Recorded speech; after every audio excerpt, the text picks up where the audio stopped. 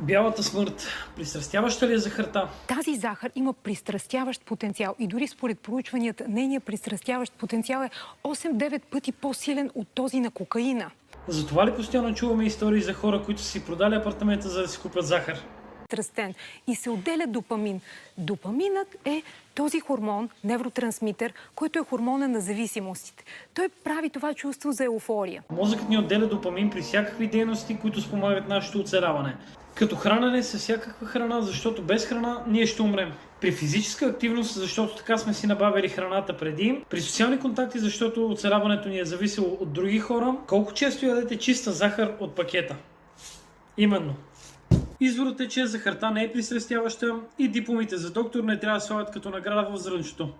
Причинява ли захарта инсулинова резистентност и диабет?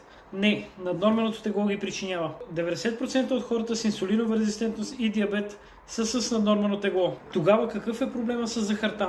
Проблемът е, че с нея много лесно могат да се надвишат калориите за деня. Според препоръките на Световната здравна организация, приемът на захар не трябва да надхвърля 10% от дневния прием на калории. Дори и да го надхвърля, единствените здравословни последици са зъбните кариеси. Последвай ме за разбиване на още митове.